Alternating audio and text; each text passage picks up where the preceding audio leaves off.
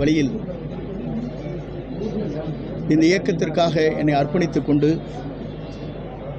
இரவு பகல் பாராமல்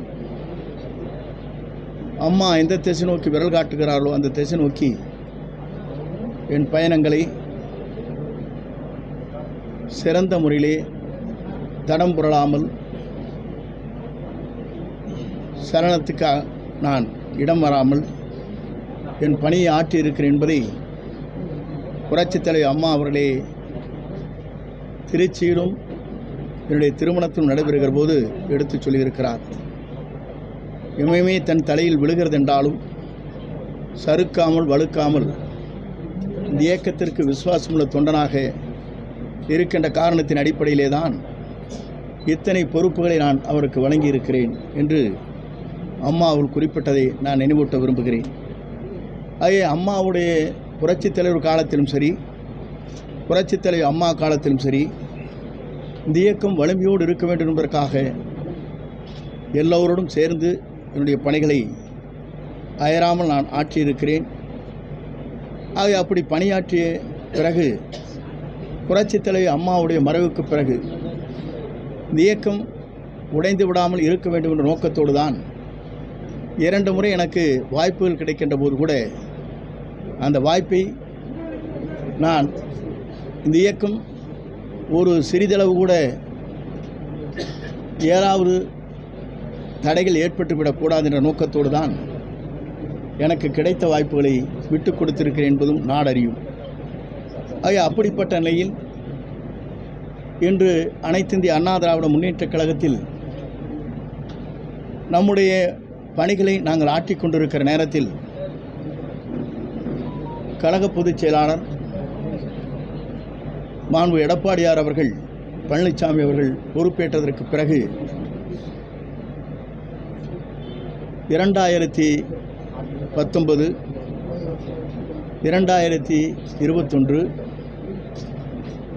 அது மட்டுமல்லாமல் மாநகரம், பேரூராட்சி, நகராட்சி, அதற்கு பிறகு 2024 நாம் அவர் எடுத்த முடிவின் காரணமாக, பல்வேறு சோதனையின் காரணமாக கழகம் வெற்றி வாய்ப்பை இழந்த நிலையும் நாம் கண்கூடாக பார்த்திருக்கிறோம். ஆனால் புரட்சித் தலைவருடைய வாழ்க்கை வரலாற்றை பார்க்கின்ற போது தோல்வி என்பதே அவர் வரலாற்றில் இல்லை என்ற வரலாற்றை படைத்தவர். புரட்சித் தலைவர் அம்மா அவர் ஒரு முறை தோல்வி ஏற்பட்டால் மறுமுறை வெற்றி என்ற இலக்கை சரித்திரம் காணுகின்ற அளவிற்கு உருவாக்குவார். அவரோடு தொடர்ந்து நாங்கள் பணியாற்றுகிற போது அவர் மறைவுக்கு பிறகு 4 ஆண்டு காலம்,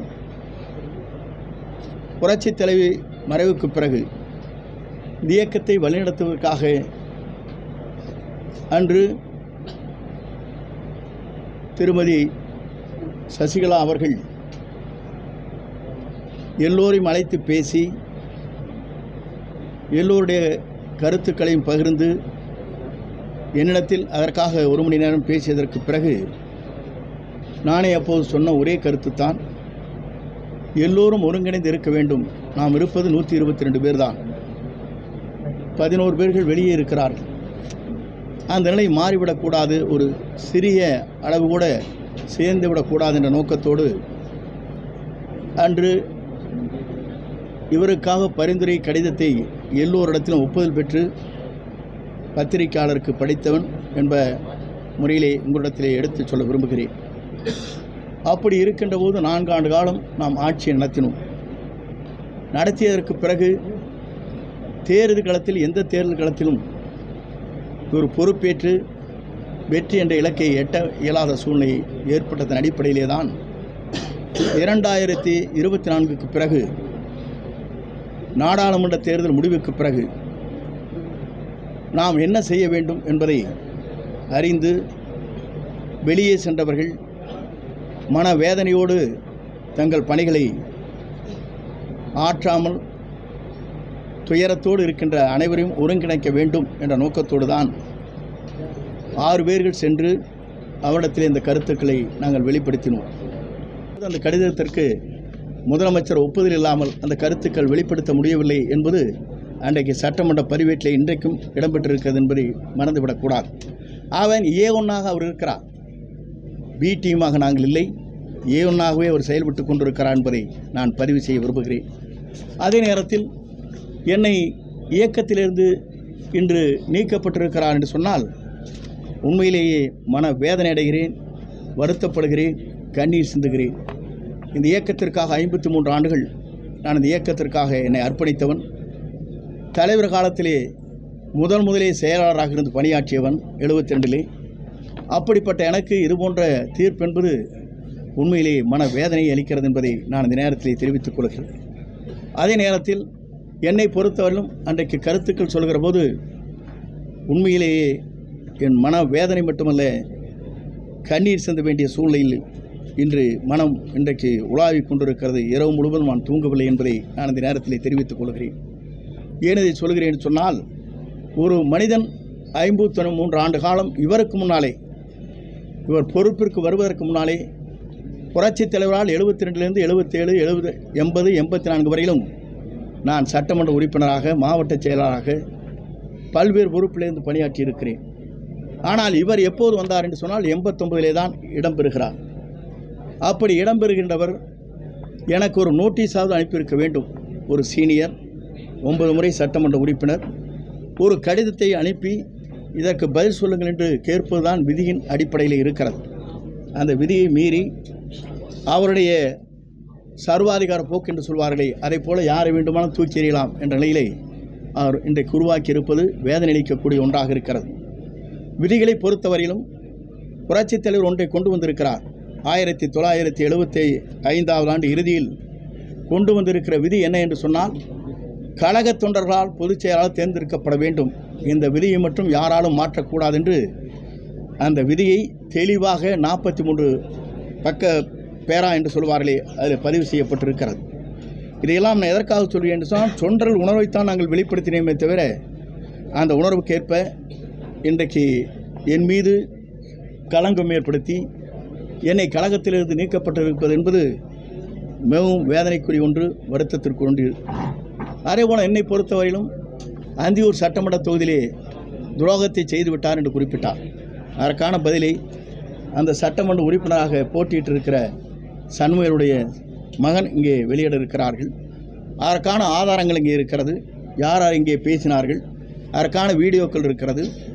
யார் அன்றைக்கு பொறுப்பிலே இருந்தார் என்பது நீங்கள் எண்ணி பார்க்க வேண்டும். அதே நேரத்தில் 1989 நான் மாவட்ட செயலாளராக இருக்கின்ற போது 11 சட்டமன்ற தொகுதி இருக்கின்ற போது சேவல் புறாவிலே வெற்றி பெற்ற தொகுதி அந்தியூர் சட்டமன்ற தொகுதி என்பதை நீங்கள் மறந்துவிடக்கூடாது. ஆனால் அன்றைக்கு நான் பொறுப்பிலே இல்லை, முதலே புரிந்து கொள்ள வேண்டும். என்னை குற்றம் சாட்டுவதற்கு முன்னாலே குற்றம் செய்தவர் யார், அந்த குற்றத்திற்கு உறுதுணையாக இருந்தவர் யார் என்பதை தெரிந்து அவர் பேசியிருக்க வேண்டும். அதை விட்டுவிட்டு குற்றம் செய்தவர்களுக்கே பதவியை கொடுத்த இன்றைக்கு அவரோடு வைத்து கொண்டிருக்கிற நிலை இன்றைக்கு எல்லோரும் அறிந்த ஒன்றாக இருக்கிறது. ஆகவே துரோகம் என்று சொல்வதற்கு நான் ஒன்றிலிருந்து இரண்டாக சொல்ல விரும்புகிறேன். முதலே நம்முடைய அன்றைய பொதுச் செயலாளராக இருந்த சின்னம்மா அவர்களை பதவி பெறுகிற போது எப்படி அந்த பதவியை பெற்றார் என்பது நாடறியும். அதற்கு பிறகு 18 பேர்கள் டிடிவியோடு வருகை தந்து முழு ஆதரவை தந்தன் அடிப்படையில் தான் 222 சட்டமன்ற உறுப்பினர்கள் நாம் பவனி வந்தோம். அவர் வாபஸ் பெற்றதற்கு பிறகு நம்முடைய நிலை என்ன என்று சொன்னால், ஓபிஎஸ்ஐ அழைத்து 11 பேர்களையும் அழைத்து நாம் தம்பி என்ன கொஞ்சம் 11 பேர்களையும் அழைத்து நாம் நீங்கள் என்னோடு இருங்கள், என்னோடு பயணிங்கள், உங்களுக்கு வேண்டிய அத்தனை பதவியும் தருகிறேன் என்று சொல்லி ஒருங்கிணைப்பாளர் இணை ஒருங்கிணைப்பாளராக ஏற்றுக்கொண்டு பணிகளை மேற்கொண்டார். என்னை குற்றம் சாட்டுவதற்கு முன்னால் அவர் தெரிந்து கொள்ள வேண்டிய ஒன்றே ஒன்றுதான், இன்றைக்கு அவருக்கும் அதே நிலை ஏற்பட்டிருக்கிறது. கழகத்தில் நீக்கப்பட்டிருக்கிறார்கள், ஒழுங்கு நடவடிக்கை எடுக்கப்பட்டிருக்கிறது. அதற்கு பிறகு நம்முடைய இயக்கத்தை 4 ஆண்டு காலம் கட்டிப்பிடித்து காப்பாற்றிய பாரதிய ஜனதா கட்சிக்கு என்ன நாம் உதவி செய்தோம் என்று சொன்னால், 2024 தான் பாரத பிரதமரை தேர்ந்தெடுக்க வேண்டும் என்ற நிலையை தடுமாறிக்கொண்டிருக்கிற நேரத்தில் தமிழ்நாட்டில் ஒரு தடுமாற்றத்தை உருவாக்கி 2024 மட்டுமல்ல, 2026 மட்டுமல்ல, 2029 நாங்கள் கூட்டணி இல்லை என்று சொன்னவர் அவர் என்பதை நீங்கள் மறந்துவிடக்கூடாது. இதெல்லாம் எதற்காக சொல்கிறேன் என்று சொன்னால், ஒவ்வொரு நாளும் ஒவ்வொரு பேச்சுக்களை பேசிக் கொண்டிருக்கிறேன். உங்களுக்கு நன்றாக தெரியும். கோவையில் ஒன்றை பேசுகிறார், தஞ்சைக்கு சென்றால் ஒன்றை பேசுகிறார், அதற்கு பிறகு பண்ருட்டியில் ஒன்றை பேசுகிறார், சிவகங்கைக்கு சென்றால் ஒன்றை பேசுகிறார். அதுபோல் ஒவ்வொரு இடத்திலும் பேசும் பேச்சுக்கள் மாற்றமாக இருக்கிறது என்பதை நாட்டு மக்கள் உணர்ந்து கொண்டிருக்கிறார் என்பதை நீங்கள் மறந்துவிடக்கூடாது. முதலில் என்னுடைய உறுப்பினர் பதவி விதியின் அடிப்படையில் இல்லாமல் சர்வாதிகார போக்காக நீக்கப்பட்டதற்கு நாங்கள் விளக்கம் கேட்க இருக்கிறோம். இவர் இப்போது இருப்பது தற்காலிக பொதுச் செயலாளர் தான். நிரந்தர பொதுச் செயலாளர் என்று இதுவரையிலும் தேர்தல் ஆணையம் அந்த ஆணையை பிறப்பிக்கவில்லை. அது தேர்தல் ஆணையத்திலே 6 பேர் நிலுவிலே இருக்கிறது. தற்காலிக பொதுச் செயலாளரை 53 ஆண்டு காலம் தலைவர் காலத்திலிருந்து நான் தீவிர உறுப்பினராக இருந்த என்னையே நீக்கப்பட்டிருக்கிறது என்பது கேள்வியாக வழக்கறிஞர் மூலமாக வழக்கு தொடர்கிறேன். எந்த வார்த்தையும் ஒரு கழகத்தை பற்றி நம்மால் விமர்சனம் செய்ய இயலாது. கொடநாட்டை பற்றி இப்போது சொல்கிறீர்கள் என்று சொன்னால், கொடநாட்டை பற்றி சொல்வதற்கு தகுதி யாரிடத்தில் இருக்கிறதுனால் பொதுச் செயலாக கழகத்தை வளர்த்த அவருடைய முன்னாள் முதலமைச்சராக இருக்கின்ற அவருக்கு மட்டும்தான் அந்த முழு உரிமை இருக்கிறதே தவிர கழகத்தில் இருக்கிற நிர்வாகிகள் யாருமே அந்த அறிக்கையை விட்டுவிட முடியாது. கழகத்தை மீறி அந்த அறிக்கையில் விடுகிற போது இதே கதி தான் எனக்கு வந்த கதியாக தான் மற்றவர்களுக்கு ஏற்படும். அவை யாரும் அதை சொல்லவில்லை. ஏன் நீங்கள் அதை சொல்லவில்லை? இதுவரையிலும் நாம் தெய்வமாக வணங்கி நாம் வழிபட்ட அந்த கொடநாடு அம்மா அவர்கள் தங்கியிருந்த இந்த இடத்திலே ஏற்பட்டிருக்கிற அந்த கொலை குற்றங்களுக்காக ஏன் இதுவரையிலும் குரல் கொடுக்கவில்லை என்பதுதான் என்னுடைய கேள்வியாக இருக்கிறது என்பதை நான் இந்த நேரத்திலே தெரிவித்துக் கொள்கிறேன். அதோடு மட்டுமல்ல, இங்கே இருக்கிற நண்பர்களுக்கு ஒன்றை சொல்ல விரும்புகிறேன். எங்களை பொறுத்தவரையிலும் இந்த இயக்கம் வலிமையாக இருக்க வேண்டும். இந்த இயக்கத்தை பொறுத்தவரையிலும் நாங்கள் சிந்தாமல் சிதறாமல் மீண்டும் இந்த இயக்கம் வழிநடத்த சென்று வேண்டும் என்பதற்காகத்தான் என்னை உறுப்பினராக இன்றைக்கு நீக்கினாலும் கூட விதியின் அடிப்படையில் என்னை நீக்கவில்லை. அதற்காக அடுத்த கட்ட நடவடிக்கை என்ன என்பதை விரைவில் உங்களுக்கு அறிவிப்பேன் என்பதை நான் தெரிவித்துக் கொள்கிறேன்.